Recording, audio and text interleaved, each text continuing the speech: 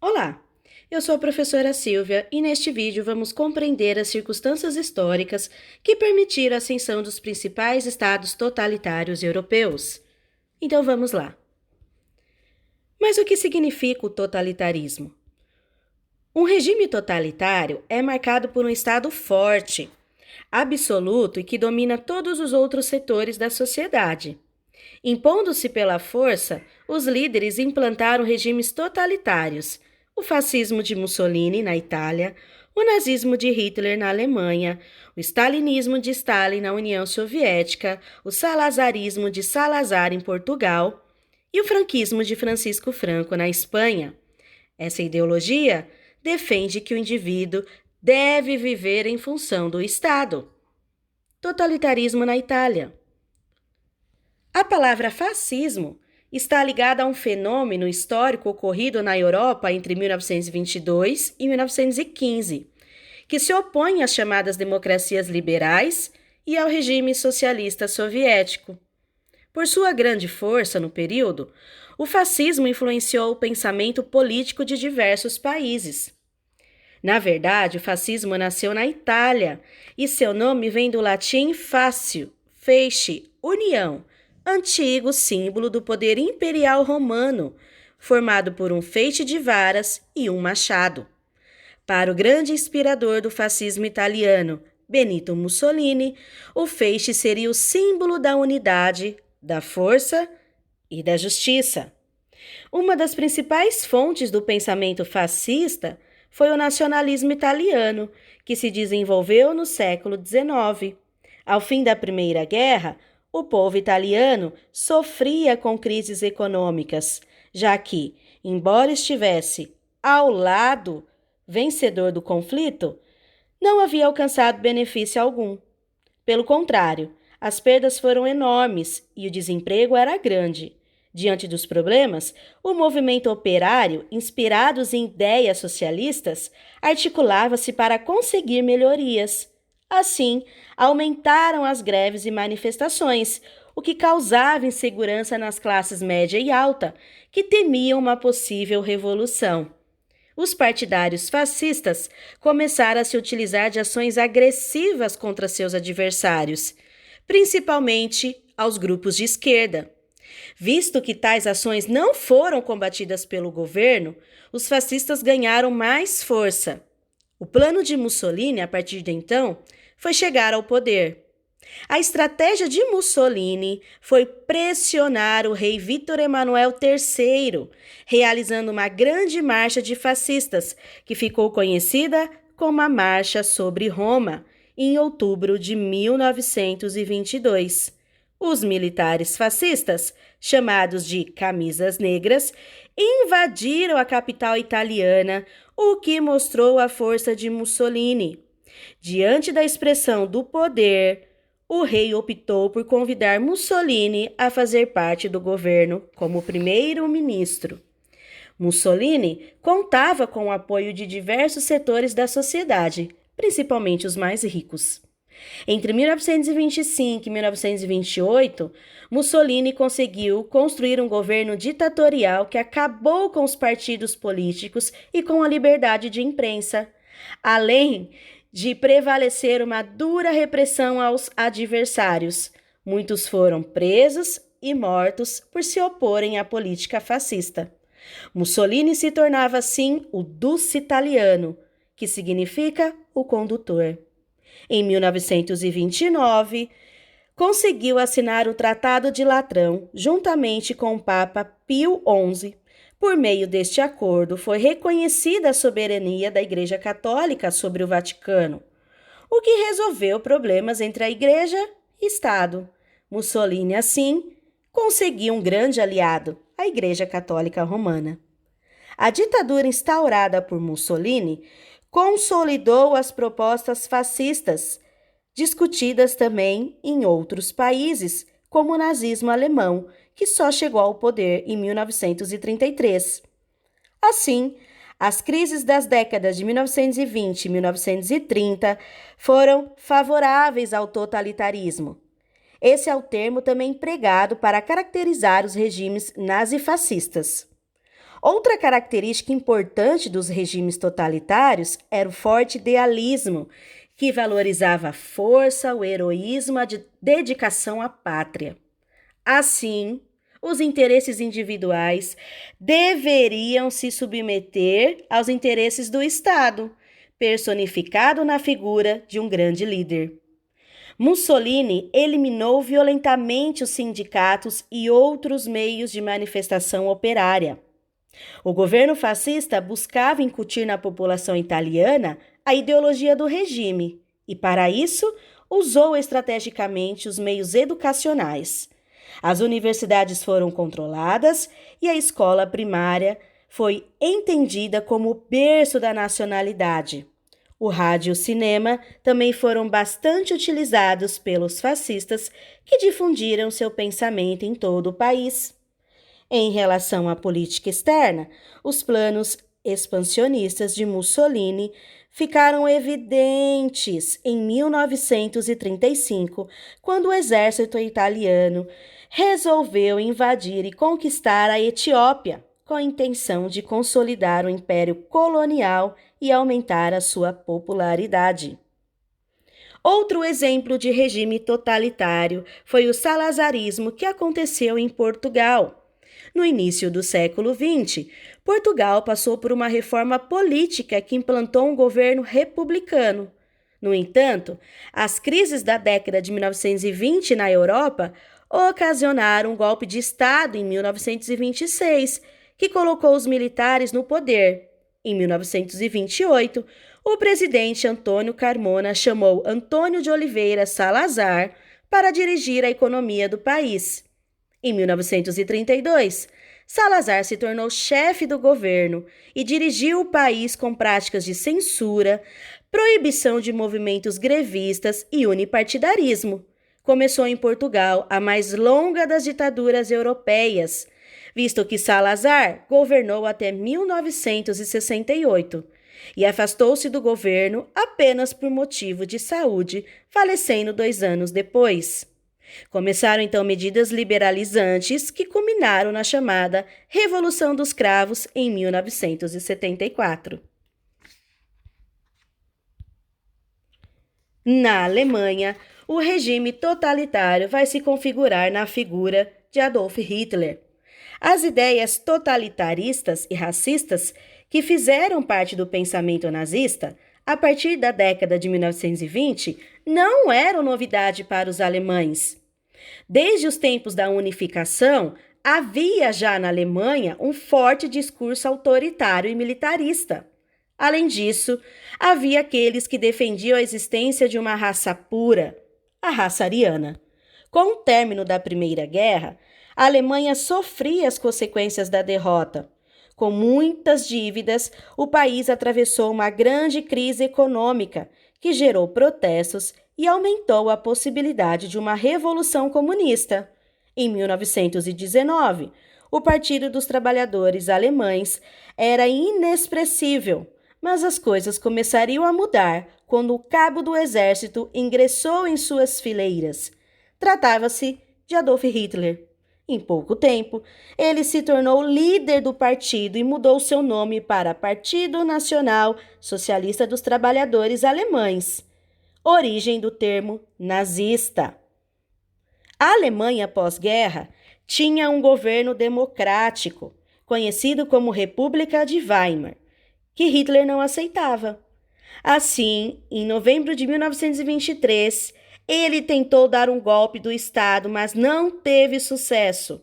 Foi preso e permaneceu nessa condição até dezembro de 1924, período em que escreveu o seu livro Mein Kampf, Minha Luta, que se tornou o mais importante livro nazista. Porém, em 1929, a crise econômica atingiu todos os países da Europa, principalmente a Alemanha, que dependia muito dos Estados Unidos. Houve um grande aumento da busca por comida, o desemprego aumentou e a inflação chegou a níveis incontroláveis. A partir de então, o discurso de Hitler alcançou crescente popularidade, o que era facilitado pela poderosa propaganda do Partido Nazista. Assim como na Itália fascista, a burguesia alemã, temerosa com o progresso que o discurso socialista havia alcançado, pressionou o governo do presidente Hindenburg para que nomeasse Hitler como chanceler, primeiro-ministro. Isso ocorreu em janeiro de 1933. Dessa maneira, os nazistas chegaram ao poder. Quase um mês depois, a Assembleia Nacional Alemã foi incendiada misteriosamente e Hitler acusou o comunismo de ser o responsável. Com isso, anulou a Constituição e instaurou um governo extremamente autoritário. Os sindicatos foram fechados e os simpatizantes de ideias comunistas duramente reprimidos. Foram formados os primeiros campos de concentração, locais que serviam para aprisionar qualquer pessoa que representasse uma ameaça ao governo de Hitler. Em agosto de 1934, o idoso presidente morreu e Hitler assumiu a liderança máxima do país, com o título de Führer. Era o início de que Hitler chamava Terceiro Reich, Império Alemão. Sufocadas as resistências, os nazistas conseguiram atrair o apoio de grande parte da população em todos os setores sociais. Na economia, os resultados foram surpreendentes. Hitler negou-se a pagar as dívidas impostas à Alemanha pelo Tratado de Versalhes e canalizou os recursos para grandes obras públicas e para a indústria, principalmente na área militar. Em relação à estrutura repressiva, os nazistas tinham a Gestapo, Polícia de Segurança do Estado, e a SS, Tropas de Proteção. A primeira era o órgão responsável por vigiar e prender qualquer opositor do regime. Já as tropas de proteção compunham-se da elite do partido nazista e seguiam um rígido código de lealdade a Hitler. Hitler pretendia construir uma nova Alemanha que conseguisse subjugar todos os seus inimigos, dentro e fora do país. Aspectos fundamentais da ideologia nazista estavam ligadas ao racismo e o antissemitismo. Incorporando os discursos raciais do período, os nazistas levaram o racismo até as últimas consequências, considerando os judeus como o mal que tornava o mundo cada vez pior. Os judeus seriam responsáveis pelo liberalismo, pela ganância, pela desigualdade e até mesmo pela ameaça comunista. Na ideologia nazista, a situação de desemprego na Alemanha se devia em grande parte à presença dos judeus. A partir de 1934, o antissemitismo se tornou lei na Alemanha de Hitler. Buscava-se forçar a imigração dos judeus, que foram submetidos a terríveis humilhações e violência, sem distinção entre adultos, idosos e crianças. Em 1935, foram feitas as chamadas Leis de Nuremberg, quando os judeus foram proibidos de trabalhar em repartições públicas, perderam seus negócios, livros de autoria judaica foram queimados, casamentos e relacionamentos entre judeus e arianos foram proibidos. O governo de Hitler promoveu uma grande perseguição aos judeus, que vai culminar com o Holocausto na Segunda Guerra Mundial. O governo de Hitler controlou os meios de comunicação e o que era também ensinado na escola. Desde pequena, as crianças eram ensinadas a amar a nação e obedecer ao seu líder. O ideal era cultivar a moral e os bons costumes, aperfeiçoando a raça ariana. Ao fortalecer o exército alemão, Hitler sinalizava suas intenções expansionistas. A conquista territorial foi fundamental para o início da Segunda Guerra Mundial em 1939. Soma-se a isso a aproximação do governo nazista com a Itália e o Japão. Começaria um período de destruição sem precedentes na história. O caminho para o totalitarismo na Espanha é marcado pela figura de Francisco Franco. Entre 1936 e 1939, a Espanha foi tomada por um sangrento episódio, uma guerra civil, que vitimou milhares de pessoas. As origens dessa guerra estão em problemas que remontam ao século XIX. Após o período de Napoleão Bonaparte, a monarquia foi restaurada no país, mas sem a força anterior. A partir de então, o país entrou em um período de grande instabilidade. Uma república chegou a ser proclamada, mas logo foi substituída por uma monarquia. Em 1931, novamente foi proclamada a república na Espanha, mas a instabilidade continuou. O projeto de Constituição estabelecia o sufrágio universal, eleições, a descentralização dos poderes e a separação entre a Igreja e o Estado. Dois grupos rivais disputavam maior influência no país. A Falange, apoiada pela burguesia, pela Igreja Católica e pela maioria dos militares, de características marcantemente nacionalistas, e a Frente Popular, que recebia apoio, entre outros, de vários grupos separatistas e esquerdistas, como socialistas, anarquistas e até mesmo estrangeiros. Nas eleições de 1936, a Frente Popular chegou ao poder no clima de muita tensão. Em seguida, ocorreu uma onda de violência com incêndios, saques, depredações de jornais, greves e ataques a seminários católicos. Em julho de 1936, tropas comandadas pelo general Francisco Franco, vindas do norte da África, desembarcaram no sul da Espanha e várias repartições militares se revoltaram. Começava assim a Guerra Civil Espanhola. De um lado estavam os chamados republicanos, que defendiam a legitimidade do governo, e do outro, os nacionalistas, que pretendiam derrubá-lo. Nos dois lados, a violência foi grande. Para apoiar os republicanos, juntaram-se voluntários estrangeiros, sob o patrocínio do Partido Comunista Soviético. Já ao lado nacionalista, contavam com o apoio de tropas alemãs e italianas. A Guerra Civil Espanhola marcou até mesmo a participação feminina. O resultado foi a vitória da Falange em 1939 e o estabelecimento de um governo ditatorial, o totalitarismo, com elementos fascistas, mas guardando as suas próprias características.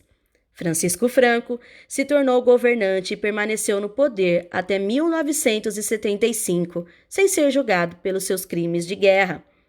Apesar de ter recebido ajuda da Alemanha e da Itália, ao começar a Segunda Guerra Mundial, a Espanha buscou a neutralidade, o que garantiu a permanência da ditadura franquista por tanto tempo.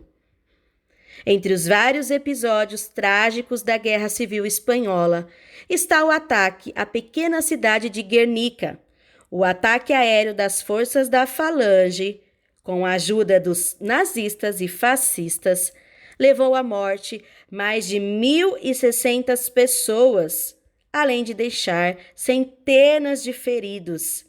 Na verdade, a cidade de Guernica foi bombardeada pelas tropas aéreas. O quadro Guernica, 1937, de Pablo Picasso, representa muito bem os horrores desses episódios da guerra. É isso aí, pessoal. Espero que vocês tenham gostado do vídeo de hoje e tenham compreendido um pouquinho mais sobre as características determinantes dos regimes totalitários. Deixo como indicação para vocês, se quiserem saber um pouquinho mais, esses dois livros, eles são bem interessantes. Conta um pouquinho a visão de quem esteve diretamente envolvido nesses primeiros conflitos. Me despeço aqui com um forte abraço, até o próximo vídeo e que Deus cuide de todos. Tchau, tchau!